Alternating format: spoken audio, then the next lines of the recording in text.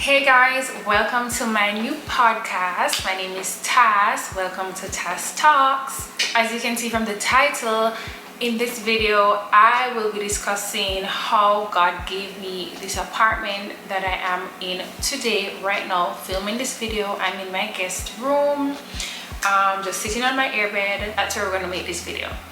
I hope the acoustic of the room isn't too, weird.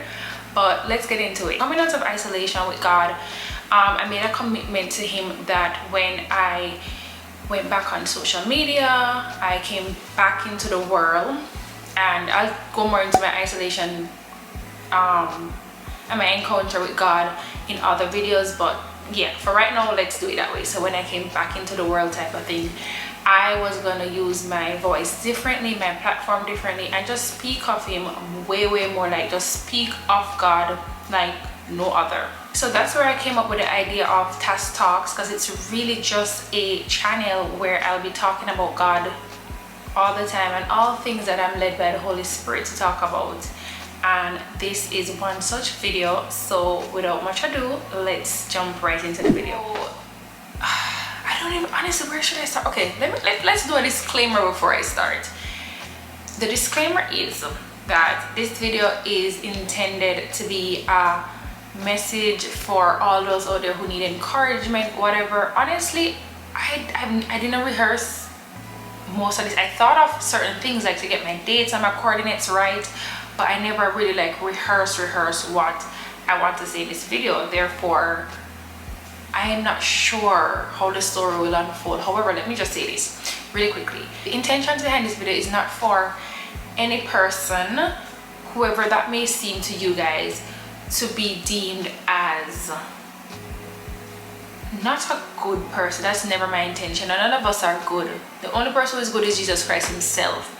So if you will take away something negative from this video, that means the message that I'm about to give didn't resonate with you, and maybe you need to rewatch it or go and pray and then come back, because for some reason you didn't get what I was trying to say.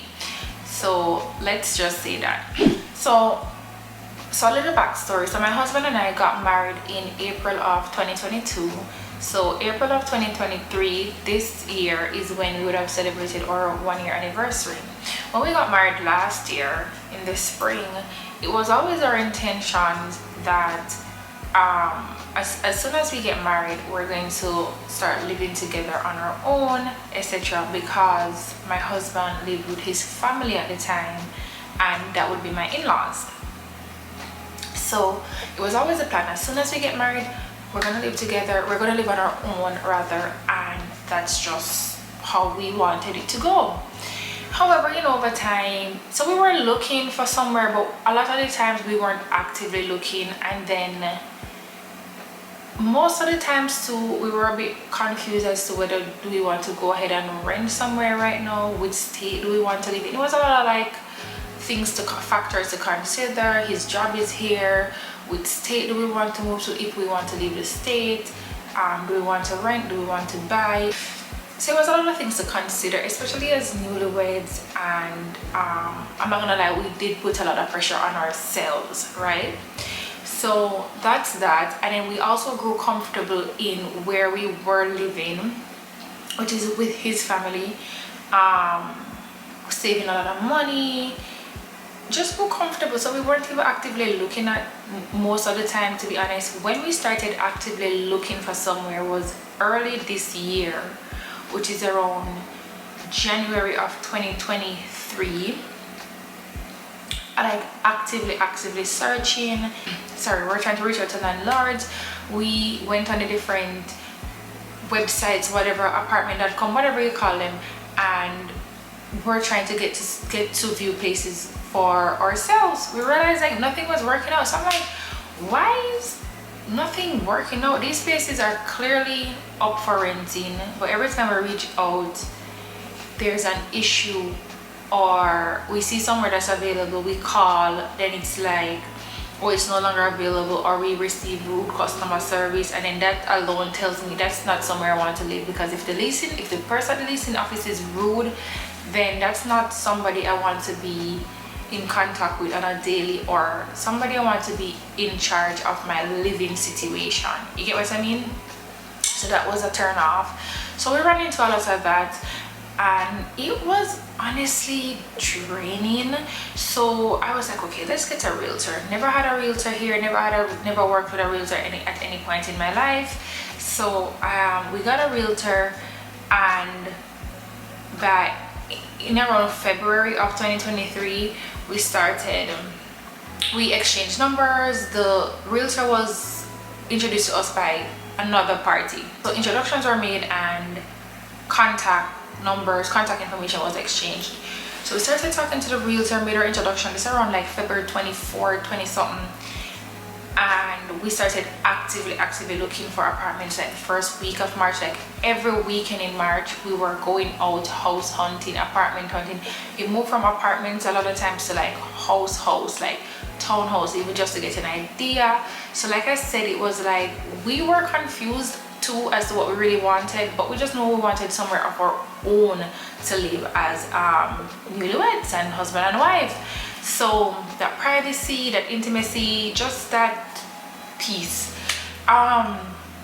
So we were looking, like, let me tell you, like 3 houses every weekend, 3-4 houses like every weekend, back to back. Like it was draining, guys, and not just draining on us physically, that was a big thing, but financially in terms of gas. We went to other states. We went to like Philadelphia to look, where we stayed in New Jersey, but we're driving like 40 minutes away from where we were living. So it was like 40 minutes to 40 minutes back home when, you know, we went and we were disappointed.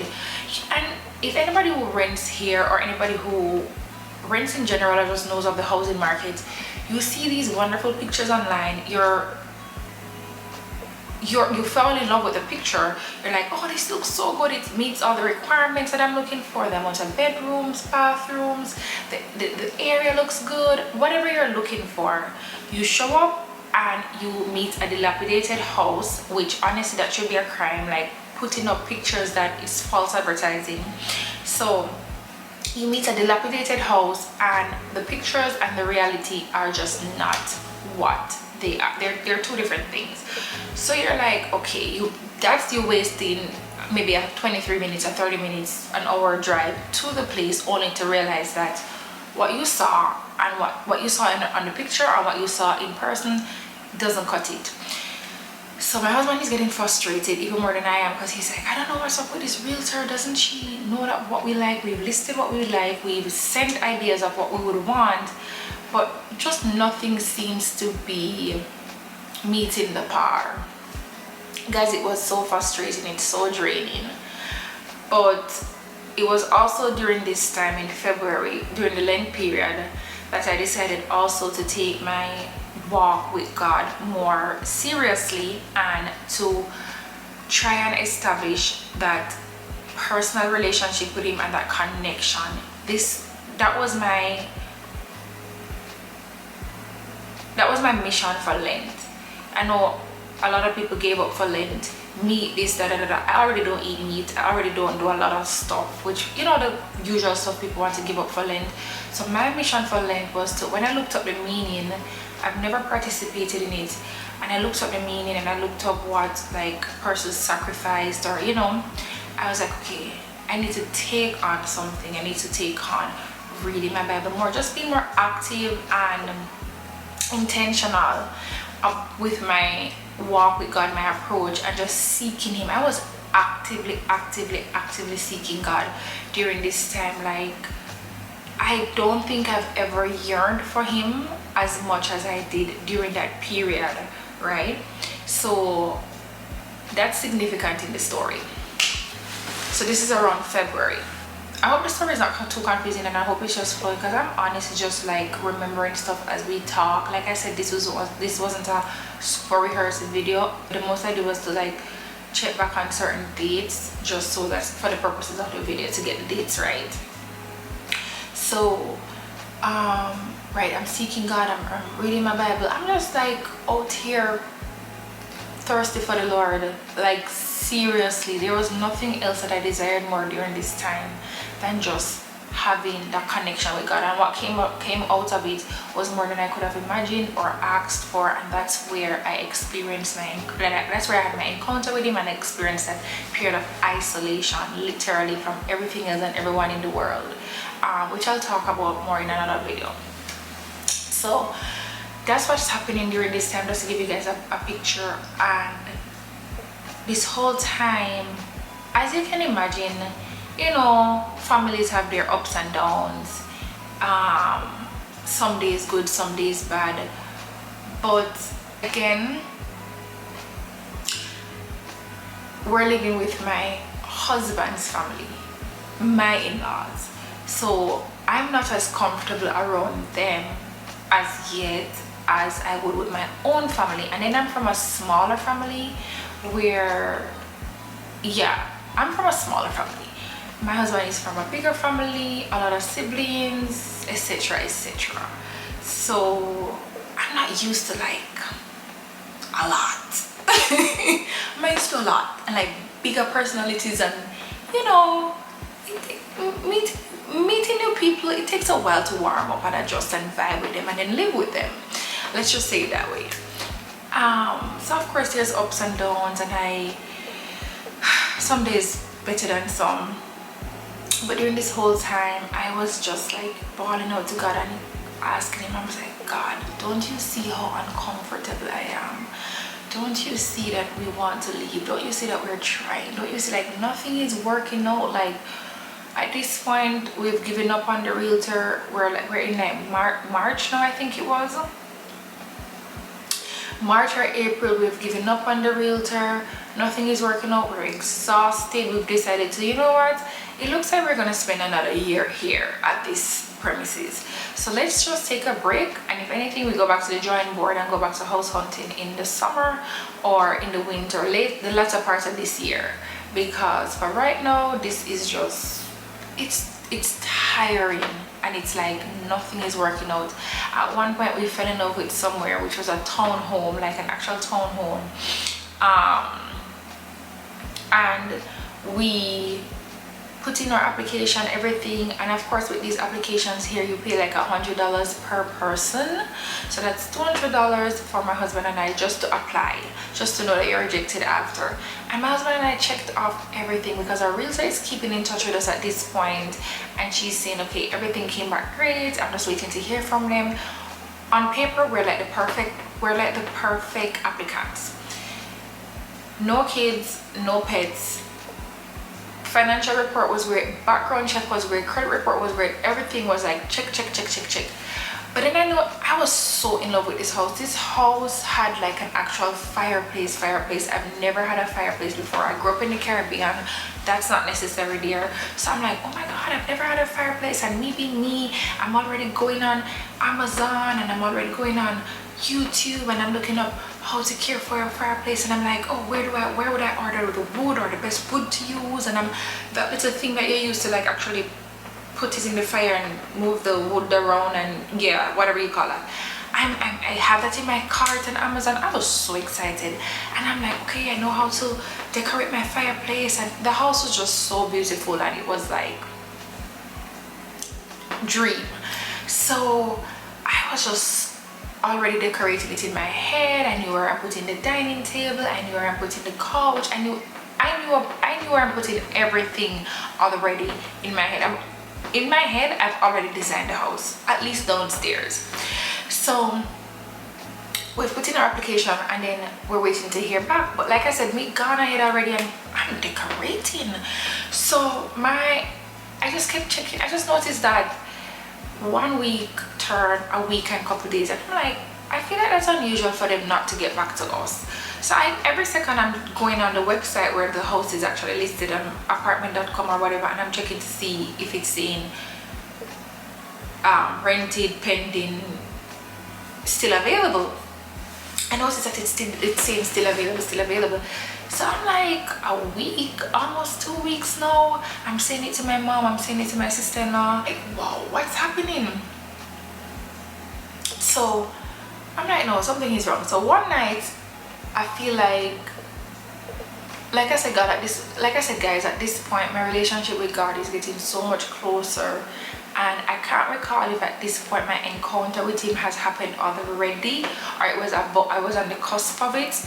But I was hearing His voice more clearly at this point, and honestly, we were just locked in. Like, I was just so focused on the relationship I wanted to build with God that nothing else mattered. So I just remembered something coming over me and saying, prepare yourself for disappointment. And in my heart I was like, but I don't want to be disappointed. And I'm like, the only thing I have like outstanding or have my heart set on is this apartment, to the point where my husband and we have stopped searching active. Like, yeah, we still take up our phone and scroll through, but we're not going to be applying for places and paying $200 every application. Like, come on now. Financially, like I said, this is taking a toll on us physically. So it was good to like put in an application for somewhere that we really fell in love with, because we've looked through a bunch and this was somewhere that we felt like, okay, this is something we want to put our money towards. And yeah, so I'm like, the only thing I have my heart set on is this place. So I went on the website one day, and like I said, I kept checking the website where it's listed and refreshing it, and I saw that it says pending, or like offer pending. And I'm like, offer pending, but our realtor didn't say we got picked. So who is this offer pending with? I'm like, who's pending? Because it ain't us. So I can't remember if my husband was there beside me at the time when I realized for myself, or when he got home I said it to him.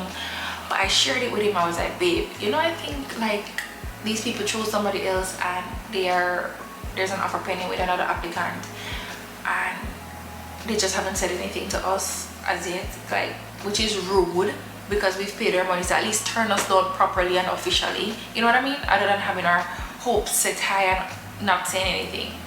So my husband is like, why would you say that? And I said, I went on the website again and it says offer pending, and we haven't heard back anything to say they've accepted our offer or they're considering it, so it must be another applicant. Okay, lo and behold, I think it was the next day or 2 days, sometime after, the realtor actually reached out and she's like, oh, unfortunately they have considered somebody else. And I'm like, I know. I said, I know. She's like, how did you know? I said, I kept checking the website and I saw that there was an offer pending. And she's like, oh. And she's like, yeah, because that's rude of them not to like say something at least for some time. They just said it to me, and I was like, yeah, but it's been pending for like, they put on the website that it's been pending for like 3 days now, so they just haven't said anything to you. So anyways, fast forward, I shared it with my husband, because realtor spoke to me mostly or all the time, so I relayed the information to my husband, and of course we were so disappointed. Because like I said, out of everything that we've been looking on since like February, March, now we're like a month in, we're looking at like 3-4 apartments per weekend. So can you imagine how many apartments that is? And this was the only one that we applied for at the time. We got to the point where we're like, okay, we're gonna take a break from all of this. This is where we made a decision. And my husband knew of this place because he knows somebody who lived here, or a co-worker of his, and so he's visited the co-worker once or twice. So he's been inside a townhouse apartment like this already, which is this just like the one we're sitting in, but they're all the same. So scene one is like seeing all of them.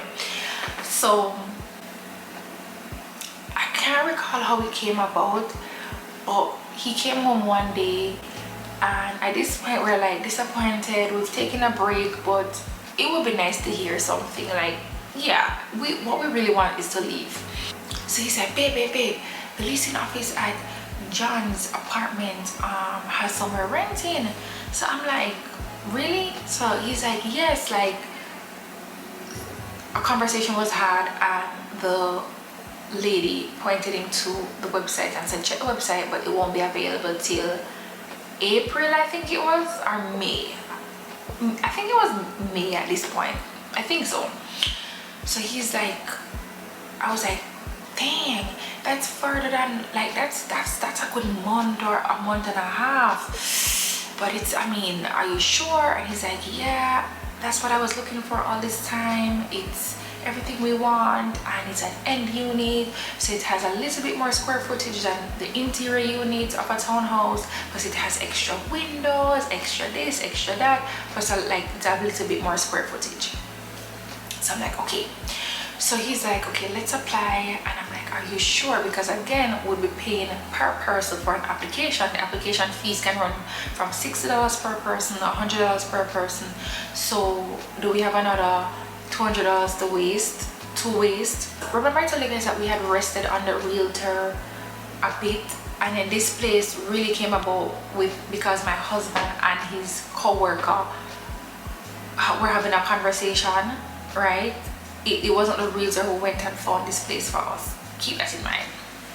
So us being nice, we're like, okay, we would like the realtor to at least get the commission from the place, because when we first spoke to her, she explained that the commission is usually paid by the what do you call him? The person who, the landlord. And if it's not by the landlord, it's usually stated, and then it's by the tenants. Okay, so we're like, okay, let's inform her of this. She already has our documents or this or that. She'll just transfer it over to the leasing office, and we don't have to like do all this paperwork again. So he's like, okay, yeah, I was thinking that too, being fair, because she has been helping us look around and try to find somewhere. It's just that nothing that she's helped us with has we've actually taken or come through. So I called her and I told her the plan. I was like, okay, this is the place, just get on it for us and you handle the paperwork. She's like, okay, let me also see if I can get to use you guys background report everything, since it's still new. You guys just did it a few weeks ago for the place that you didn't get, and let me see what I can hear from them. So she got back to me like almost a week later at this point now. So my husband heard from my husband got the link to apply for the end unit, the townhouse end unit here. So he got it like Monday. She got back to me like the Thursday or the Friday, and she's like, oh, okay, so the lady at the leasing office is saying that you guys cannot use the old background report, the old this, the old that, which is still new, and you'll have to repay. Well, not repay because we've never paid for here. You'll have to redo an application and pay for it, etc., etc. So I was like, okay, whatever. I went on the website. You have to do the website. You have to do the application yourself, basically.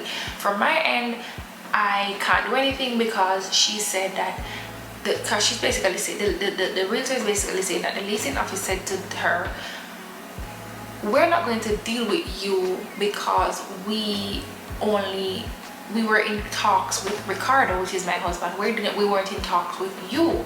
Keep that in mind. That's all she said to me, right? I didn't realize how critical that piece of information was for something else that wasn't like fully disclosed.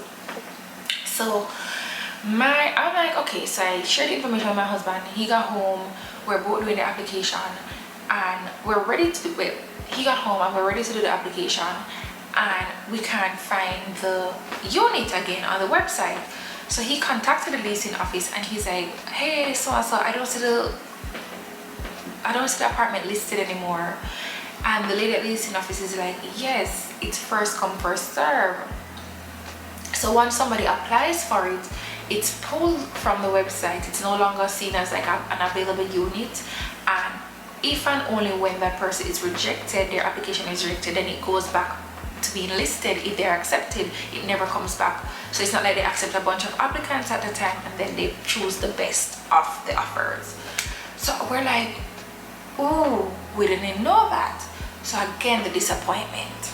Long story short, it got to the point where we're like, okay, what is happening? Like, this is just crazy, and we've been putting in the work. We look so good on paper.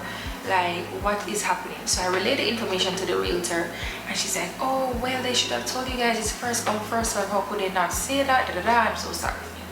So the lady at the leasing office said to my husband, she said, the only way that the apartment will be relisted is if the person who has applied doesn't get accepted. So I remember, guys, at this point, remember, I am strengthening my walk with God. right?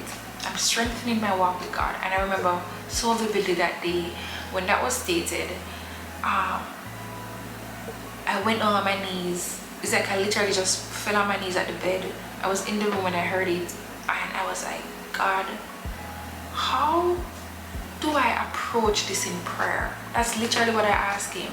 Because I'm like, you know what my heart wants. You know we want that place. It's perfect. My husband loves it more than I even do. Because he's so bound on a end unit and all of that. I'm like, you know we want that place. You know what my heart wants. But then I can't be praying that the person who has applied doesn't get it. Because that's not a good prayer. Like, how do I be like, I hope they don't get through? Like, I'm like, I was so real with God. I was like, God, how do I approach this in prayer? How? And I feel like the general theme and lesson that I learned during this time was God was saying to me, Tas, be still and know that I am God. Be still. And I was like, God, how do I? But it was just disappointment after disappointment. And we are two young people who we're like, why is this door being shut? Why is this door being shut? But why is this door being shut? It doesn't make any sense. To the point where my husband and I are making up conclusions as to why we're not like getting through, why we're being rejected. Because he's like, okay, babe, this one, maybe they were looking for an older couple, because the only thing you can look at us on paper and say is that, oh, they're a young couple. Like, what else is there not to accept us for? Financially, we're checking off. Background wise, we're checking off. We're checking all the boxes, like I said. So my husband and I are just making up theories at this point. And I'm like, when we got the news from the leasing office, I think it was a Friday or it was a Thursday, and the person said, by Monday I'll know what to tell you guys. And then she said, call me back on Monday. And I said, God, how do I approach this in prayer? What do I say? I said, God, what do I say? What do I say? What do I pray for? Do I pray that we get the place? Do I pray that the person was applied get it? But then obviously that means we don't get it. What do I say? I don't know what to say. I said, God, what do I say? And I feel like there was a resounding, be still, be still, be still. So of course we're waiting with bated breath. Monday comes, the person gets the place. They're accepted. The leasing office informs us because we called, and they're like, I'm so sorry, but the person got the place. And we found out it was a gentleman. We don't know who it is really. So my husband disclosed it to me because he was on the phone with him, and he's like, babe, so bad news. Because he's like, bad news. He's like, babe, bad news. They got the place. And I'm like, oh my gosh. I'm like, really? And I'm like, God, how do I express this? Because during this time in isolation, guys, you need to understand, the way I'm thinking, speaking, just approaching life in general is so different. So the old task would have been like, dang it, man, we wanted that. Like, more of like a selfish prayer. I was praying very selfishly. It was just about me, I, and everything was me focused. I was just like at the center of everything in my own little world, right? So it was like, I don't want to move. I'm not comfortable. I need to get out of here.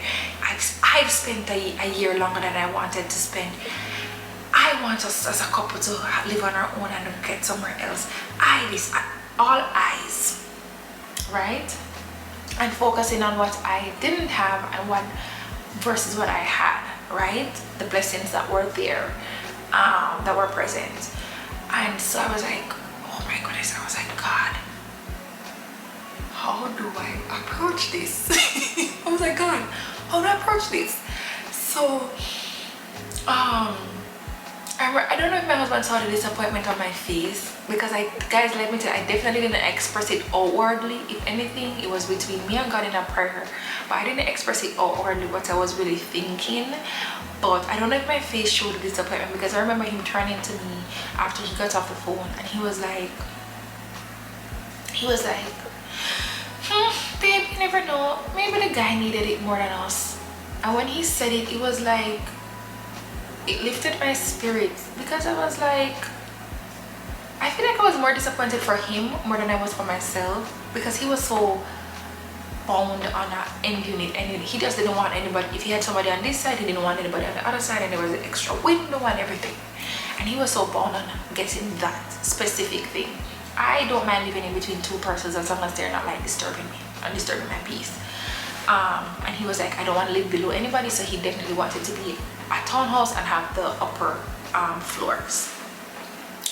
So I feel like I was more disappointed for him than myself. And when he said that, he was like, babe, you never know, maybe the guy needed it more than us. And my spirits were so lifted, and I remember looking up and I was like, looking at him and I was like, you're right, maybe he has a whole, we're just like making up theories again. I'm like, maybe he has a whole family. Yeah, do we really need an extra 30 plus or 56, I don't know, something in square footage? I don't even remember what's the difference. And I'm like, do we really need an extra window? I would have to buy an extra curtain for that window. We were gonna place a dining table at that window, but do we really need a dining table? So this, because like I said again, what I have done in the previous place is every time I fall in love with a place, I've decorated it already in my head, ordered off Amazon, have everything, well, not ordered, placed everything in my cart, and in my head that place is decked out and already decorated. The only thing that is needed is for my husband and I to get the keys to move in, because in my mind I've decked it out already. So I did the same thing with this place before I even got back the word that it went to somebody else. So I'm like, don't we really need a dining table? Don't we really need those extra 2 windows or 3 windows? We really don't. I would have to buy an extra curtain for right there. I'd have to put that there. Don't we really need all of that? It's just the 2 of us.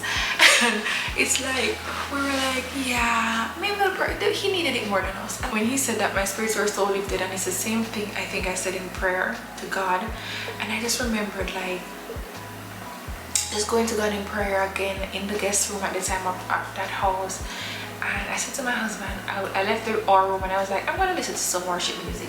And I went into that room and I prayed to God, and I prayed and I prayed and I said, God, this one didn't work out again. I said, this one didn't work out again. But you knew it. You knew it wouldn't, because you said from the beginning, Tas, and I don't feel like he was just talking about that first application, prepare yourself for disappointment. Prepare yourself for disappointment. Prepare yourself for disappointment and be still. So I was like, God, the guy needed it more than us. I don't know if he has a family or whatever. My husband and I have just made up we've just made up his whole life for the guy, but it's not for us. And some time had passed, a few days, and then the lady at the leasing office, she knew we were actively looking for the house at the place here, at the complex here, and she sent my husband a link again, and she's like, here's a place that's going to be available for June 9th, which is the day we moved in. If you guys watch my other channel, Fantastic, that's where I'm sharing the journey of that on that channel. I'll link it below for persons who would like to check it out, so you guys can have a better idea and a better picture of the story, because I'm sharing like the vlogs and all the footage of decorating, etc. with that place, and giving you more insights into the actual house over that page versus here. Here is just me chatting about God and the wonderful works he's doing in my life. So she sent him it, and I remember my husband was in the bathroom and he came running in the room. He's like, babe, I got another link. But he said, the only thing is this one is going to be available even later. It's like a month after what the first one was. And I'm like, when? And he's like, June. And I'm counting and I'm like, ooh, we're not even in April yet. We're like 2.5 months out of June, like 2.5, almost a little bit less than 3 months out of June, before June, sorry. And I'm like, whoa. So he's like, yeah, what do you want to do? And I'm like, I just remember like every time something came up, I'm just like, I feel like it was my default at this point. God was my default. I had nowhere else to go and nobody else to run to, and I just was just like, I'm just gonna listen to some worship music because and that was my code for I'm going into the other room, or I'm going into the bathroom, or I'm going into somewhere quiet to just have that one-on-one with God. I was like, or I'm gonna put in my AirPods and I'm not ignoring you, but my attention is not on you right now, babe. So if you're talking, I'm not even gonna hear what you're saying, because I'm gonna listen to my worship music. Legit, that was it the whole time. So I remember when I was praying to God, I don't remember everything that was said, but I do remember, like, I was like, God, what? I was like, God, June. I was like, God, you know I want to leave this place. Why has 1 year, why has 1 month turned 1 year? Because when we first got married, I was like, God, you know I want to leave this place. So why is the process of leaving being prolonged even further and further? Because when we got married in April of last year, I was like, okay, 3 months. 3 months turned 6. I was like, December is not going to catch us here, babe. And he's like, okay, babe. December caught us. And now it's April again, or it's coming on to April. And when he told me it won't be available till June, I'm like, babe, I wanted to at least spend our 1 year anniversary in our place. If we have to sleep on the floor that night, and we wouldn't have because we already have a bedroom set moving with. I said, even if we have to sleep on the floor, the hardwood floor, I want our anniversary to catch us in our place. That's what I want, and it's all about me. And I remember when my husband said that to me, and I was like, I'm gonna listen to my worship music. I'm going in the other room, which was the guest room. I was like, God. So no, not only is April gonna catch us, April plus some. So it's gonna be a 1 year plus some, plus tax. I was like, Jesus. I was like, God. But what I loved about my isolation period and my transformation is that I learned to be brutally honest.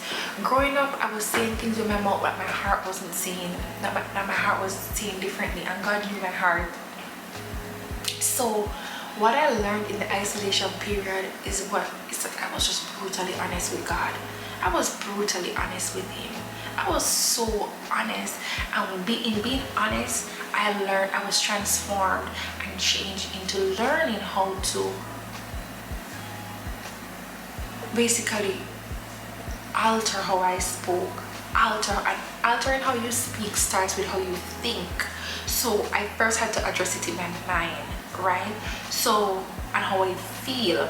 So my heart is not going to feel one way, and my mouth is not going to express things a certain way if in my mind I haven't perceived it that way, and I've reconditioned my mind to look at things differently, take myself out of the picture, and to think about it in a whole new light, right? I've learned that, and I am learning that even more. So I was just praying, and I was like, not only is our 1 month going to, not only is our 1 year anniversary going to catch us in this place, it's going to be 1 year plus some.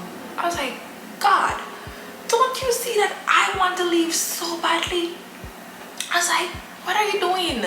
I was like, God, don't you see that I was like, God, please, yeah, beg you at this point. I said, please. And the entire time I just hearing it, whether it was like I was checking TikTok. I wasn't on social media, but I had a TikTok account, which is my personal account at the time. Now I have my personal account again.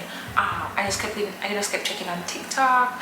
At this point I've deactivated Instagram, but TikTok, and at this point too, I was on the Christian side of TikTok, where it was every video that was on my For You page was all Christian focused content, and I was loving it.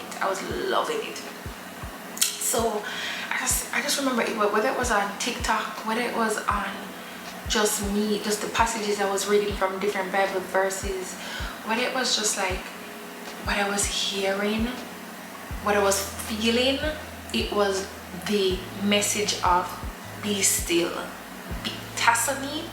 be still. And I had my moment with God, and I had my little worship session, and I came back and I said, okay babe, let's apply for this place. And this time we know that we can't delay in applying. We know what to do now, whatever. We're not gonna say anything to any real-time wait on anybody, because she's basically saying she can't do it for us and she can't help us. So we applied, and again now we've paid another $200, and we're at the point where again we're waiting with bated breaths to know the decision of the leasing office. At this point, I think it's around April or so, we're waiting to hear back from the leasing office. And at this point too, I have already had my encounter with God, and hence I'm in this isolation period where I'm away from everything and it's just me and God. The encounter happened right in the bathroom of the house we previously lived in, and like I said, I'll speak more of that in detail another time. But at this point in April, I think I definitely had my encounter, because I think it happened right after Lent had ended. And so I was just a new creature, a new creation. I was just transformed, just being in the presence of God and just being like, just meeting him and having that moment. And when I say meeting him, a lot of persons might be thrown by that, but once I fully explain in detail that isolation period and that encounter, you guys will totally understand. For anybody who has never had that experience, and so that phrase just now might have thrown you a little bit. So anyways, I remember too, at this point, guys, I was just like, I don't know what else to do. So I remember writing in my planner / diary / whatever, and I remember the thing about me is when I write things, I always date them, and it says, the section that says my affirmations. I wrote on April 18, 2023. I said we had applied, we had everything. I said I want my environment to align with my purpose, my passion. And honestly, I should have said your purpose. It should be God's purpose for me. But I'm telling you guys what I wrote. Because, you know, we're living and learning as we go. So I said I want my environment to align with my purpose, my passion, the calling placed on my heart by my Father God. April 18, 2023. And that's exactly what I wrote, and that was specifically about just somewhere to live. Because at this point, guys, I was like, God, okay, and that's one of the things that God showed me during my encounter with him.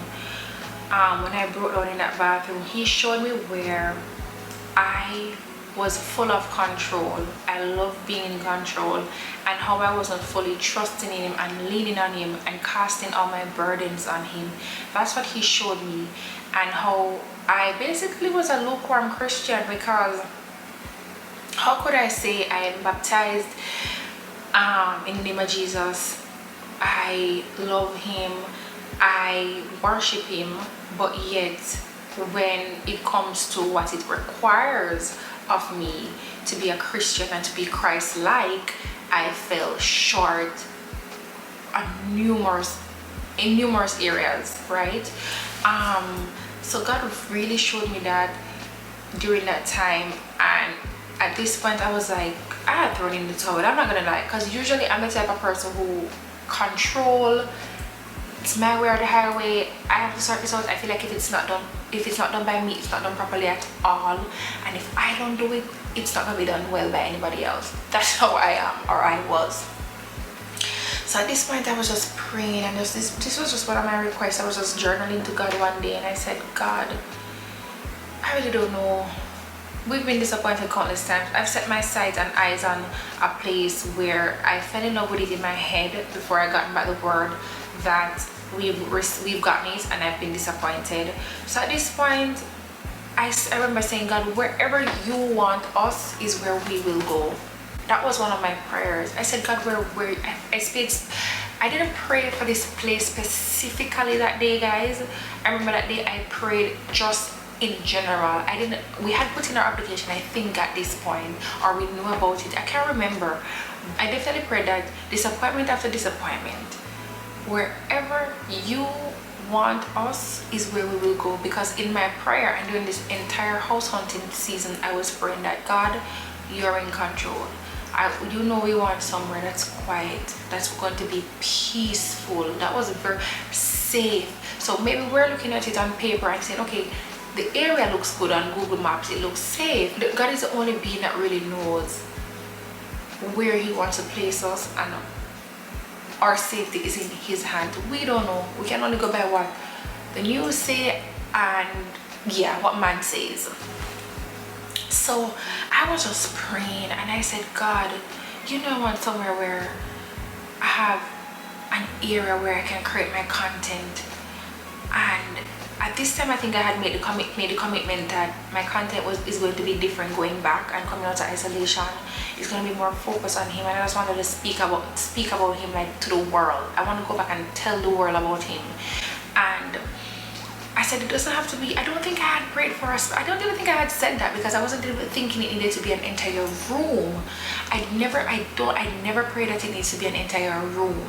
I just pray that it was somewhere that is conducive to me doing my content. It could be in the corner of between the closet and a door. I don't know. I don't care. As long as it was somewhere conducive to that, because that was something I never really had in the other place, and just somewhere I'm comfortable, safe, and my husband and I can just live a peaceful, quiet married life, honestly. But I had thrown in the towel and I was like, Tas, give up control. You're too controlling. Let it go. You're trying to control God's hand into his decisions and his favor over your life, right? And I learned that. Yes, I'm saying I trust him. Yes, I'm saying I'm leaning on him. But it's also me trying to control his hand, pinpoint it and saying, okay, sprinkle some favor over here and some blessing over here, but you don't have to look over here, or do this here, because it's what I was seeing. It was based on my sight as a man. And as we know, as human beings and in the flesh, our sight, smell, everything, all our senses will always be short-sighted or fall short because it's not led by the Holy Spirit and it's not of God. The only person who knows what the future holds, whatever will happen in the future, what will be the outcome of anything, is God Almighty himself, right? It doesn't matter how long you've lived in an area, how long you've known about something, or how much research has been done on a particular thing. I'm speaking generally here. Only God Almighty knows. So I remember writing that I want my environment to align with my purpose, my passion, the calling placed on my heart by my Father God. And like I said, I should have said your purpose, but I think I said my purpose because at this point too, God had spoken to me and told me that I'm going to be able to continue creating my content and do what I want and my passion and my love. But like I said, we had made a commitment that we're gonna tweak things a bit. Yes, your content wasn't out here being loose and wild and ratchet. It wasn't. But you need to be speaking more about me. And I said, yes, Lord, I am ready. It's scary coming out of isolation, and I made a video on that. It is. But I said, yes, Lord. So at this point, I feel like that's why I put my purpose and my passion, because at this point I feel like his plans for me and my plans for me, if that makes sense, had aligned. So I was like, okay, yes, use your platform differently, use your voice differently. You will be different, your content will be different, people will notice your difference. I've said that in a video like numerous times, and it's exact, like, guys, I am telling you verbatim, that is what the Lord said to me. Your content will be different, you will be different, you'll be using your voice differently. People will notice a difference in you. When I send you back, I kept hearing the word relaunch. I'm going to relaunch you. But honestly, I was thinking this relaunch was going to happen sometime in October, because again, that's when I would have wanted it to happen. But God was like, no, get out there, go, get your butt out there, little girl. And yeah, so anyways, I feel like this story is long and I hope I'm not boring you guys. So anyways, long story short, we applied, we got through for this place, but it's not until June 9th that it's going to become available. And we're just here waiting. I'm packing up my stuff, etc, because I'm just slowly packing, because I'm like, okay, I'm so excited. I've already like packed away the room. Every time I go out to like look at something or we go grocery shopping, I'm already like buying stuff for the house. It could be something small, it could be a mirror, it could be like a vase, it could be anything, but I'm just like so excited that I'm not just mentally decorating anymore, but like I can physically start like prepping and planning to move into my new space. Yes, it does mean waiting a little longer than I anticipated, but this was the Lord's plan, and I just had to be still. So remember I told you guys how this place came about, and in terms of like even just knowing about it and the application, etc. So I don't think we had said anything to our realtor, or I ran my big mouth. She would check up on us one day and I ran my big mouth and I was like, oh yes, we've gotten a place and we applied and and I think I had said to her, would you like to come on board as the realtor to get the commission, because the landlord will be responsible to give you the commission, just to be fair. Because at this point I'm like, okay, she has helped us to a certain point, even though this place that we're sitting in right now, she didn't get us this one. And the funny thing is, right, if you guys know where we moved to, it's like we literally did a 360 to come to this place. This is where we started. We came right back to the place where we started. We never looked over at this place physically, but it's an area where we legit started, and we went all the way to Philadelphia. We went 43 minutes, 45 minutes into New Jersey, only to come back to this place, right? That's right here. That was just like, that's just a testimony of itself. That's a whole new thing. That's a whole other thing. So, right, so I said that to the realtor and she's like, okay. So I remember she sent us some documents to sign, as also the leasing office here sent us some documents to sign, and she just kept saying, the realtor just kept saying, did you sign my documents? Did you sign my documents? I know you guys are not moving until... Okay guys, we need to finish this video because it's so late waiting on this camera to charge.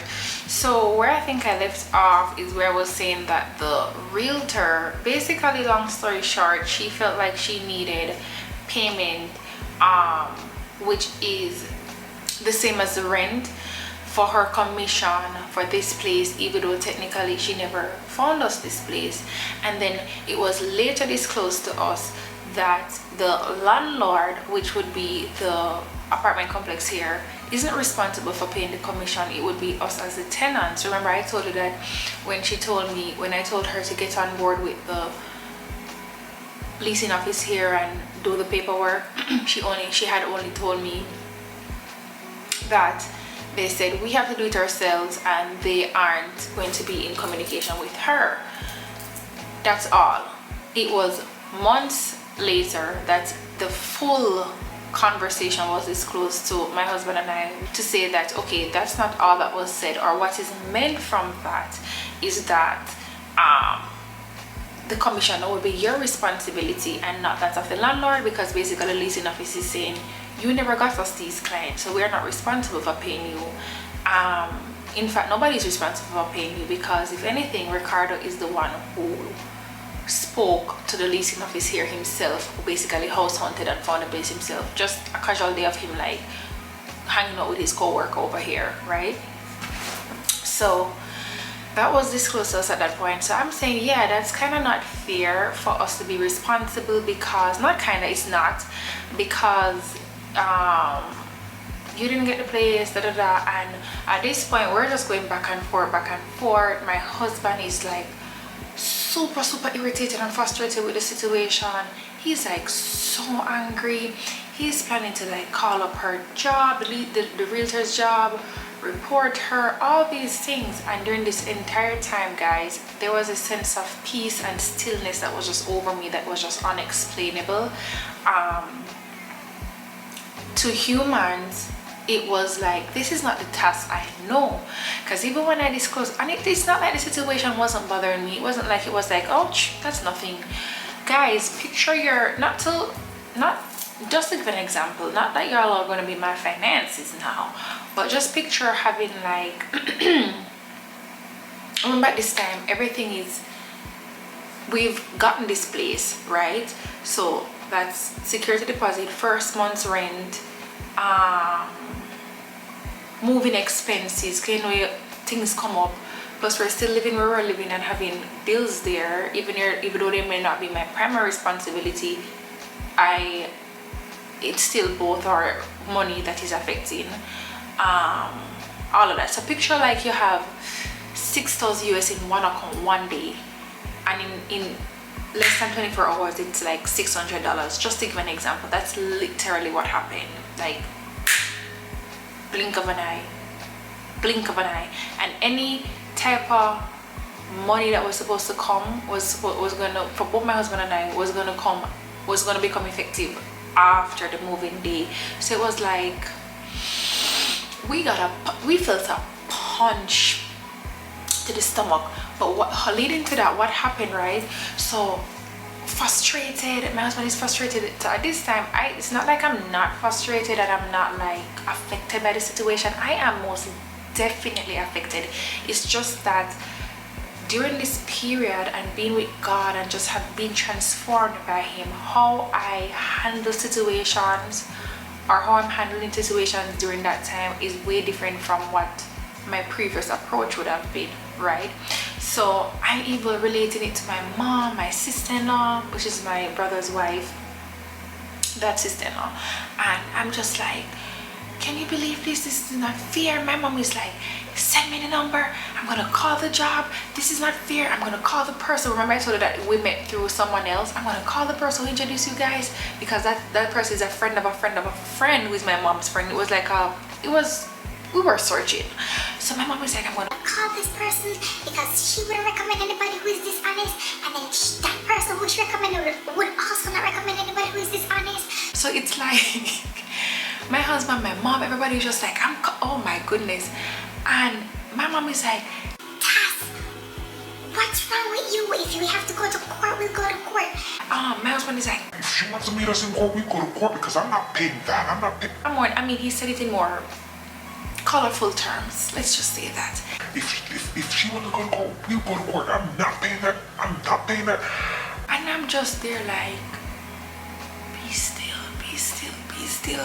But then inside of me is just pounding, because the lawyer I am, if those who don't know, that's what I practice in Jamaica, right? I'm an attorney by profession. And then the realtor is using terms like, it's past the due date, this is a binding agreement. And the task that I wants to put on my boxing glove and be like, oh, let's tussle. You ready? Let's go. Let back up. But before we reach binding agreement, here is where you fell short of your fiduciary duties as a realtor, and this is what was not done prior to any breach that may have happened on our part, if any at all. So I'm ready to like go through that thing with fine-tooth comb, even though we haven't signed an actual agreement with her, but the expectation was that, right? What usually happens in a realtor / client relationship is that, yo, I am ready to be like, oh, let's rumble. I'm ready to rumble. Let's go. That's the old task. So my mom was like, shocked. I'm talking to her on the phone, and my mom is like, what happened to you? What happened to you? That's not the task I know. That's not the task I know. You don't let anybody push you over. You don't. And I'm just like, and it's not like I wasn't angry, I wasn't upset, but it was just, guys, I had no other, it's like, I don't know what came over me. What I do know, it was the presence of the Lord. I had no other option but to just be still. And it's not that I'm not hurt or the situation was going to affect us financially or in other ways, but it's like my approach, my outcome, my reaction, the initial reaction that I would have given me in the old task was one of filled with emotion and anger and just like her, and like, I don't want anybody to take me for an idiot, and I don't know who she thinks she is, and I again being filled with just like a selfish approach of being what I think the situation looks like, what I think the outcome should be, what I think people are thinking, what I think her idea of me is, and I think she's going to take us for an idiot, and I think we're being robbed, and I I think this is being dishonest, and it was just all eyes. And inside of me was just like pounding. And I remember one time my husband, I just kept saying, while everybody around me just like, at this point it's causing a little, I don't want to say, it's causing some quarrels between my husband and I. That, being honest, because usually, of course, being two different human beings, we have disagreements, but we've never argued to that point where, you know what I mean? This is one of the most peaceful relationships I've ever had. Hence I've married this man. Like, so this was something that was causing, a little turmoil, especially with the difference of opinions or difference of approach. My husband and I, we both were in agreement of this is not fair to us, this is not right. However, how we both decided to approach it was completely different at this point. So maybe he felt like we weren't on the same page anymore and I was against him, but I really wasn't. I had no other option than to be still. And being still didn't mean for me that I just sat there and allowed things to happen. In a sense, it just meant that I sat and I observed, but like I said, my initial reaction is no different from how I am reacting, how I'm approaching, who am I going to seek counsel before I decide to take action. And that person was God. That person was literally God. It didn't matter what my mom was saying and how I should approach it. It didn't matter what my husband felt and what he was saying. I was only listening to the voice of God in my approach, right? And of course inside of me was like, I felt like I was boiling. I wanted to be the Old Testament, be like, let's do this. You're using very much legal terms here and you seem as if you're ready to handle this the right way. Let's do this, because I'm ready. I'm ready to tussle. I'm ready. I am ready. I know my rights. I'm ready. Who do you think you are? Do you know who I am? I might look naive and I might look simple, but baby, you got the wrong one. Let's go. Let's do this. Let's do this. What are we waiting on? That's literally how I was feeling, and it was just like, be still. So I remember one time I was just like, there was just so much noise around me, and I was like, I'm going to listen to my worship music. I remember what I told you, that was like, it wasn't even cold. It was just like, okay babe, I'm going to go in the other room, or I'm going to just find a quiet area. Usually that's the guest room, and this is my time with God for the day. And I remember one time my husband, I think it was around the same time when I said that, he said to me, Babe, how can you be so calm in all of this? I can't believe, why are you being so calm? And I had no answer. I don't even think I answered him even till today. I was just like, I don't know. Like, there's just something that just came over me, that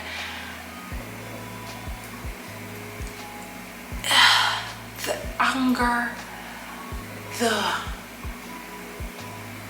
irrational, being led by emotion, it was just this sense of stillness and peace and calm. And how can I describe a God that's undescribable?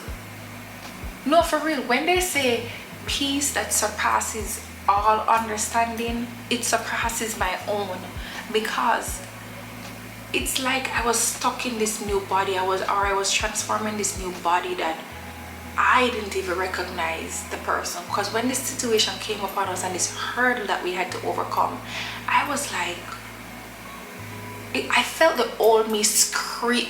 Seriously, I felt the old me like fighting to get out, like screaming, like, how can you let them take advantage of you? You're smart, you're a lawyer. Like, the old me was like, I don't let them don't let anybody walk over you. The old me was fighting to get out, fighting. I'm not even joking. The old me was fighting to get out, and then the new me was just like, be still, be still, and remember that I am God. Be still. What are you doing, child? Be still. What are you doing? And guys, eventually I have been praying about it for like weeks. She gave us a deadline and days turn weeks, and it was just a whole thing. There are a little more details as to that scenario, which I don't really feel like disclosing in detail in this video or at all. So for those who are going to comment, who may be realtors who are watching this, and of course everybody has their views on it, you can leave your comments. But honestly, that's a chapter of my life that I have closed and I've moved past it. You know what I mean? But you can go ahead and leave the comments if you so wish, if you so desire. So fast forward, now she gave us a deadline, and when she gave us a deadline, I am still seeking counsel from God. And even though she gave us a deadline, like she'd say the 20th of May, I don't know, I'm still talking to God, and I never felt like God told me pay it by this date. So it's like the deadline passed, it was a few days now. I'm talking to God. At this time I found, I don't know if the word is refound, but I think it's kind of refound friendship in an old friend who, you know, we weren't on the best speaking terms at some point, but now our friendship is like, we're like back to being like cousins or sisters. So I disclosed it to the person, and during this isolation period, I'm very like selective of who I'm saying things to, what I'm saying. Like I said, guys, it's like my mindset was so different that if I seemed different during that time and different now, it's because I was and I am. I have no other way of saying it, honestly. So if I was speaking differently, if I wasn't talking to you at all, if I was like, if you sent me a text about something or like a meme or I don't know, and I responded in a certain way that didn't seem like me, trust. Yep, you're right. You weren't being crazy. I was different. I am different. So time had passed, the deadline she gave had passed, but that wasn't God's deadline. That wasn't God's time to say whatever. I'm still in counsel, and I'm like, I'm not going to make a move until I hear from God. I don't care what her deadline is. I felt like I am being obedient enough to have the old task not jump out. So what is it, God? So the deadline passed.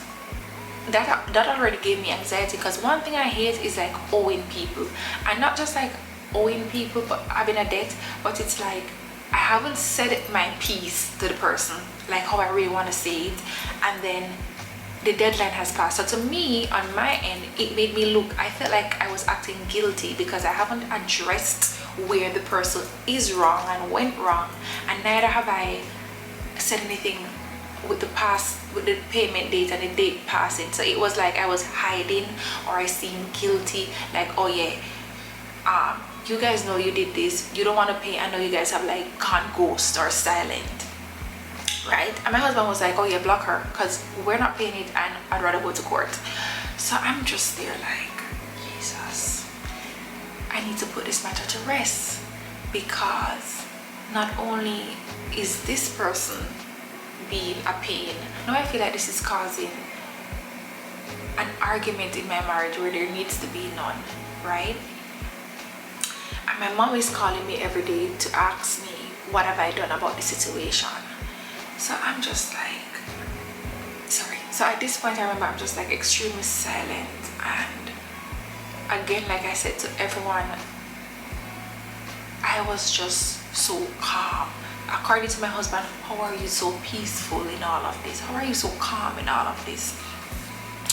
So one day, I can't remember what had happened exactly that led to this, but I remember the night before, I wrote a full-length message. You know those long epistles? Yeah, a whole paragraph or a couple paragraphs of what I was gonna send to the realtor, and I stored it in my phone because I was like, in the morning I'm sending this message.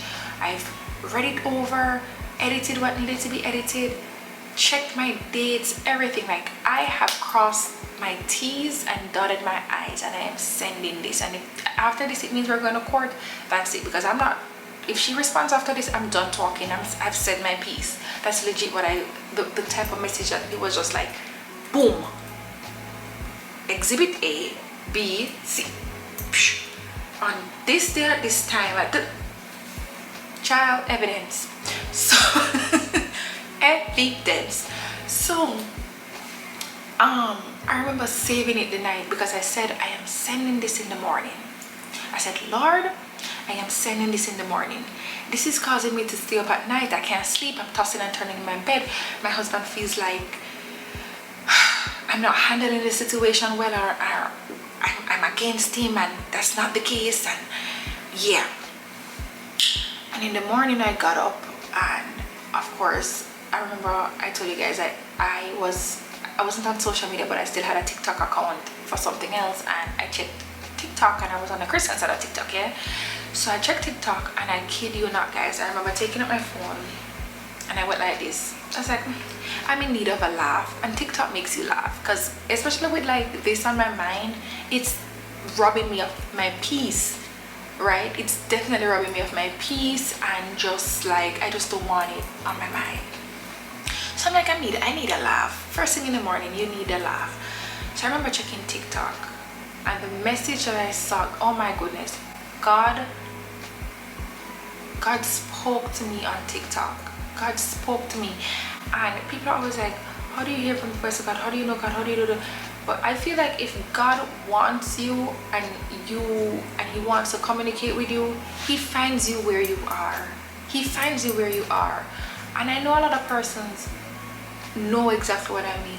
A lot of us didn't find God in church, or that's if we just wake up and be like, oh, I'm going to church, and then you were just touched by God.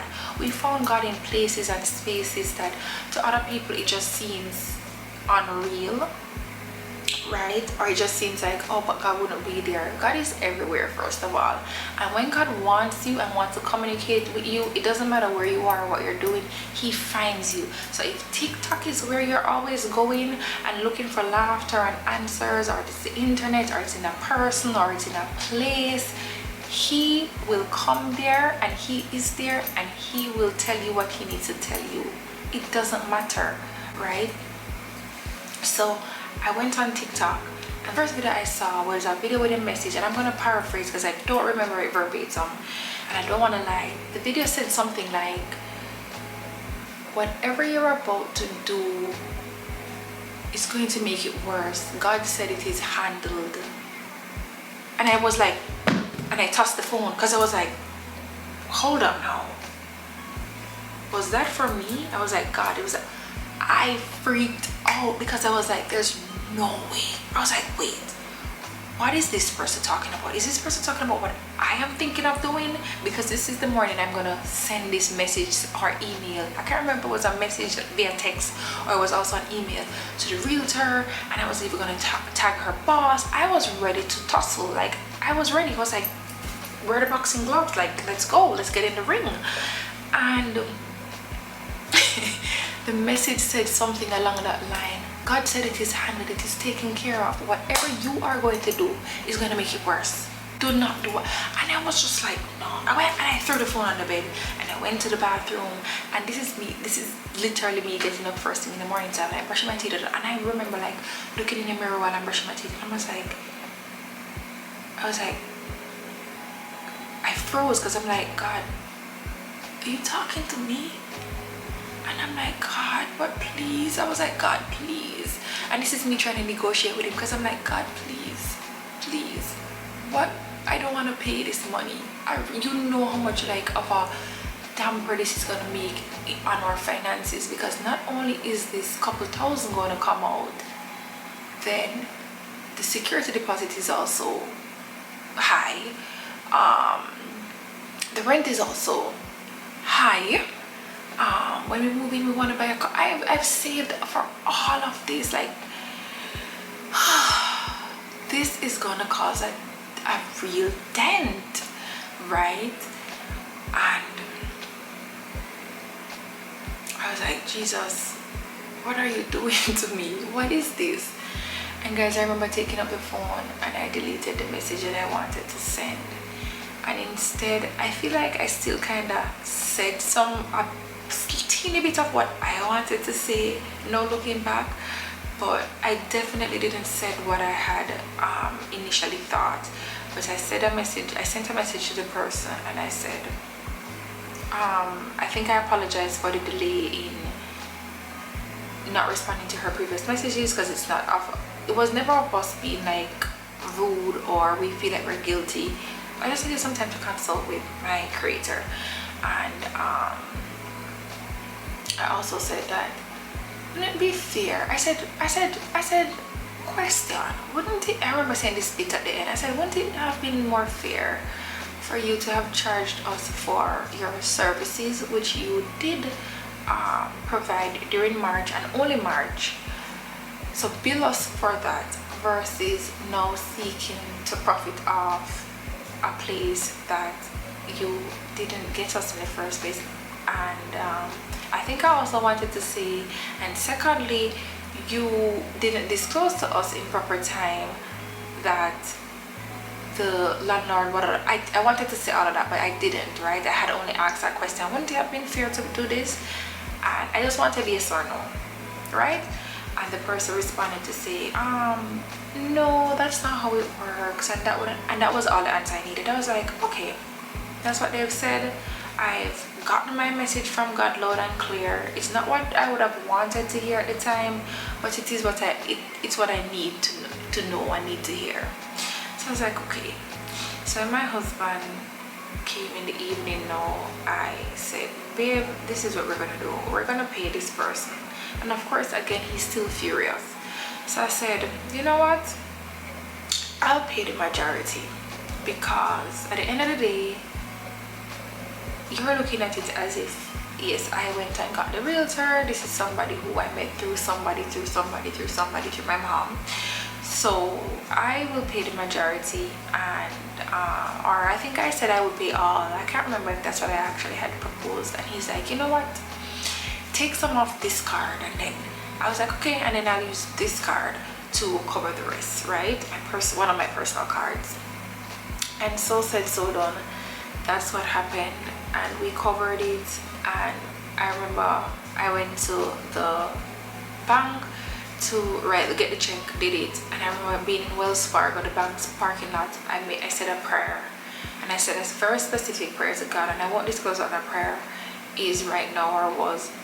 And after the bank, I had to go to the post office to mail the check.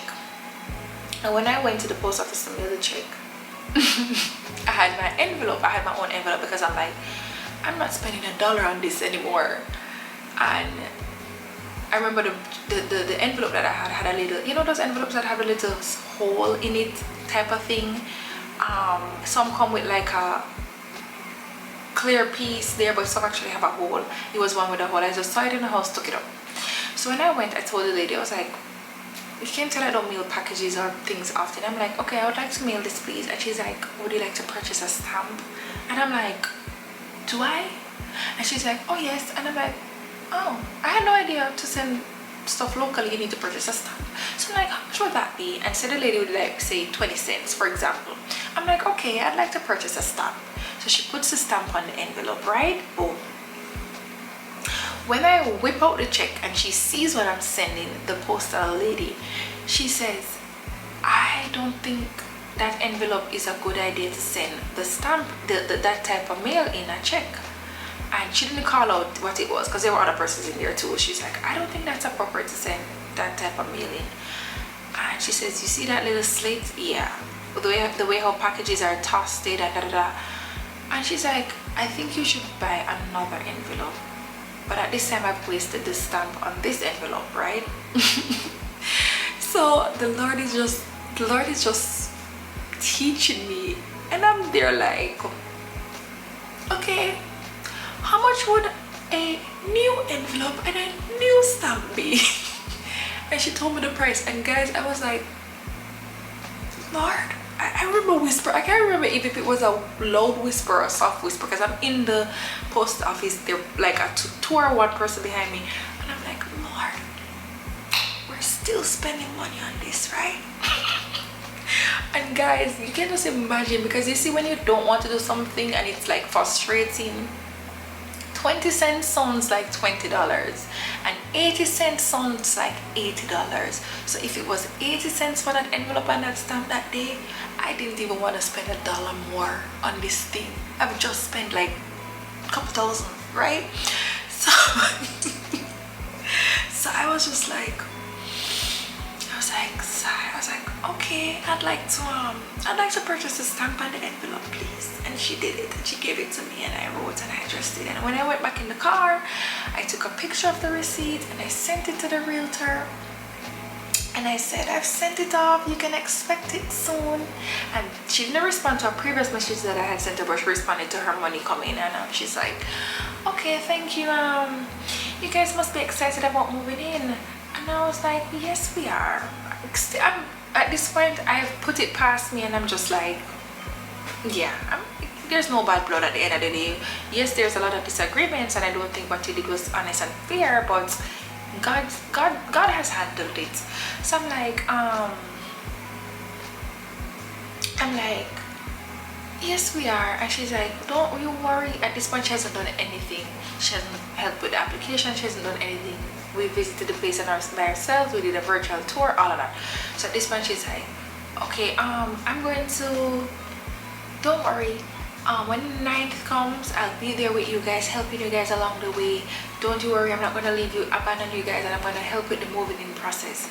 So I disclosed that to my husband. My husband was like, me no want her help. Nope. Well, he didn't say it in power, but he was like, I don't want her bad energy in my house. I am good. I don't want any more help. And I didn't even have to say anything to her, because after that day, that was it. I didn't hear anything from her. I didn't hear of anything. We've moved in. It's been weeks, months now, and not even a hi, how is it? How is everything? Nothing.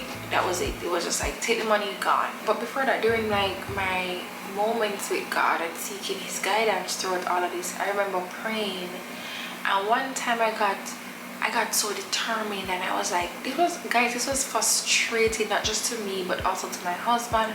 My mom kept calling, you have money for waste, you know how much money that's our entire month's rent, da, da, da, da, da. She's telling me things I already know, right? So she's just like, what would they say, rubbing salt in the wound. And I remember getting up one day and I was like, God, I'm tired of this. This is before I had sent the check, right? Before I made up my mind, or well, I didn't make up my mind, before I felt like I was being led, or I was led to send the money and just close that chapter. I was like, God, I am tired of this. This is taking a toll on me. This is causing an argument in my marriage where there needs to be none. There needs to be none. I was like, what is happening? What is happening?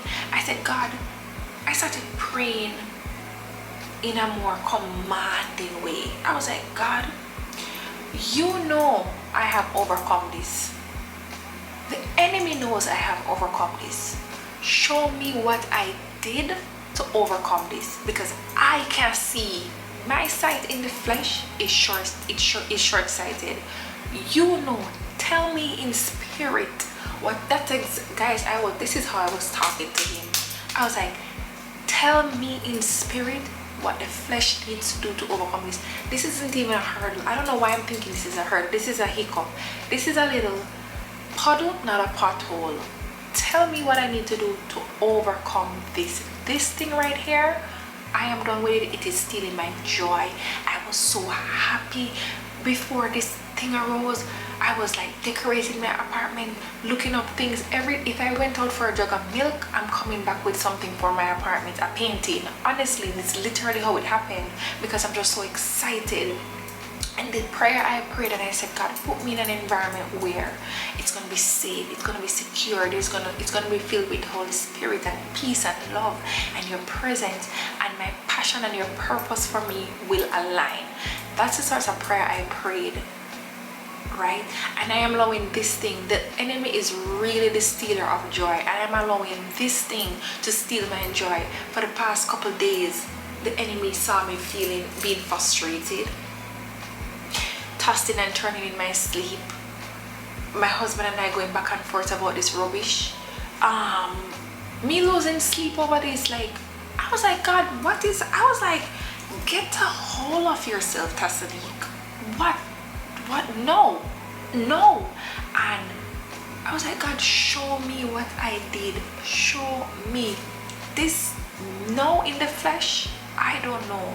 But I know, you know, the enemy knows that this is something that I'm not even thinking about weeks later, months later, years later. What did I do to overcome this? Show it to me. Teach me. Show me. And that's when, after that prayer and talking to God, that's when I went to the bank, did what I had to do, come home.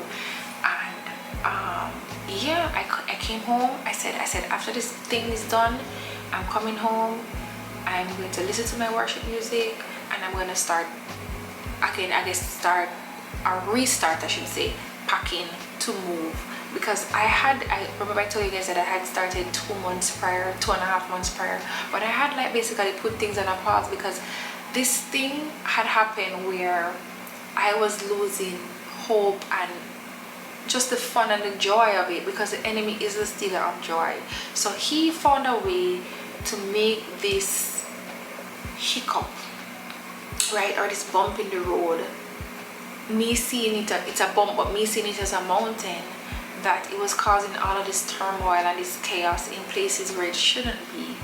Because God finding this place for us and placing us in this environment and this home is nothing to be sad about. It is something to be completely rejoiced, and I am so grateful and so thankful. And I have no doubt that the presence of the Lord is here. Oh, I am sure the presence of the Lord is here. Chat, baby, trust me, I am sure that. But also that I don't even know, but I just feel like I haven't even seen what I'm really capable of as yet, and the world hasn't even really seen what I'm capable of as yet, as it relates to just doing God's work. Honestly, that's all. So, and then of course, like a week or two before actual moving in, because now we're in June, my husband got injured and his entire left hand, which is left hand dominant. I shared that on my vlog channel, which is that happened. And of course that meant going to hospital, running up and down, medical, this, that. It was a whole thing. And I just felt God saying again, be still. And God saying, do not take your eyes off me. Don't be like Peter and do not shift focus. Do not take your eyes off me, Tasani. And that's what I really learned during this time. And yeah. So guys, honestly, I would just say, just pray over your life, and everything that you're going through, put it to God. God does not, his plans for us are to prosper. God gives you fully committing to God and being with him and having his presence in your life gives you the sort of peace that is definitely unexplainable. It is like a type of love, a type of obedience, and there's just certain attributes and personalities that you instantly take on once you put on the name of God, like instantly, that you don't even recognize yourself, because you've been living in the flesh for all this time, and all you know is the old you. All you know is the manly, worldly way of handling things. So the worldly way of handling that situation was, okay, let's go back and forth, let's argue, let's go to court, let's deal with it legally, let's do it this way. But God was teaching me a whole new way, right? And it meant that I had to be still, and that was something I just kept repeating, and it has resonated with me. Be still. And God wasn't just saying be still to not act, right? He's saying don't let the old you jump out. Be still. Tell that old self talk to yourself. Talk it to yourself in a command. Be still. Tassanique Henry, whoever you once were, that's not who you are. Be still. Be still. And that's what I did. It was not the easiest thing. Don't let me sit here and make it seem like it was the easiest thing and it was the most beautiful and fun and it's funny.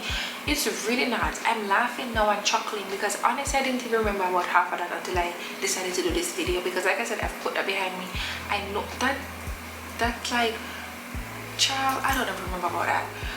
But listen, I have learned, and I also want to say that don't be afraid to talk to God. Be honest with him. That's what I want to say. Just be honest with God. A lot of times we feel like, well, I felt this way when I was younger, that I had to be like the perfect princess when talking to God. So how I was feeling versus what I would say to God would be two different things. Forgetting that God knows my heart, right? Because God knows my heart. He knows that what I am saying to him, I am saying with my lips, because that's genuinely not how I'm feeling inside. So when you're honest though, not that God is going to be like, oh, you're just being honest, that's how you are, it's fine. No, he's gonna transform your heart. He's gonna teach you how to start looking and perceiving things differently. So the old you would be disappointed, selfish, self-centered, and then the new you would be completely different. God is at the center. God is the focus. Selfless and not selfish, right? Yes, it's disappointing, but don't look at it as a disappointment, or look at it as not a rejection but a redirection by God. That's literally how a walk with God is. And when you decided like to fully commit and let go and stop being so controlling and remember that he is in control, right? Not a rejection, a redirection. Yes, you applied for this space. You just spent your money for application. Yes, you were so excited and you did this and you did that, but that's not where I wanted you. Yes, that place seemed perfect on paper. You went there and it's a beautiful area and it's a beautiful home. That's still not where I wanted you. That home is for somebody else. Yes, you guys wanted big and unit and you guys wanted 30 more or 56 more square footage just for the two of you, but you guys wanted it. That's not where I wanted you, right? Yes, you may have applied for this job and you didn't get it. That's not where I wanted you, right? Yes, you wanted this vehicle by this year, or yes, you wanted to do this, or yes, you wanted to go here. That's not where I wanted you. Yes, I applied for this school and I wanted this one over this one, and people will think that that's not where I wanted you. Yes, my husband and I may be trying to do this right now and accomplish this, and that's not what I want for you. That's not it. And a big part of all of this is me learning, because I knew, but I needed to be reminded, and not just to be reminded, but to actually start putting it into practice, that God is really the director of my life. I felt like I was a director and I was in the control, and I had like type A personality, and if I don't do it, it's not done right. Baby, you could do it a million times. It still won't. It doesn't matter how perfect you think you are, or how great at something, or how many years of experience you've had. If God is not in the midst of it, it will never, ever be done right. Right? And I learned that, and I'm learning that, and I'm learning that God is going to call me in places where I feel unqualified to even go, but he is going to qualify the call, right? And I kept seeing that also as one of the messages. God qualifies the called. And even coming back to share my message and to come back on here on this platform, I remember feeling so afraid and being like, God, you're sure? Me? I don't even know. I can't even name 5 verses. I can't even name 5 books in the Bible, like Old Testament or New Testament. I would need like no, pop quiz on the Bible? No, I'm not there yet. Are you sure? Me? I should go back and speak to the world about you. I should talk to the world. I should minister through my channel. Me? Nah. Pick somebody else. Like me? I felt like I needed to like stay in my corner and study and perfect my craft. But when it comes to God, we will never be perfect. Never. None of us will be perfect or good. We aren't. We're so undeserving even of his love. But again, when God calls you to do something, he will qualify you, he will go before you, he will be with you. It is not the easiest. If you guys are following me on Instagram and you saw the post that I made, like coming out of isolation and what that meant, and again I'll do a more fulsome video for you guys on this channel. That was scary and that was like crazy. But anyways guys, I know this video may be a bit long. I hope you guys had a great listen, and I'm looking forward to more talks with you about God. And thanks for listening / watching Tas Talks. Bye. Have a blessed week.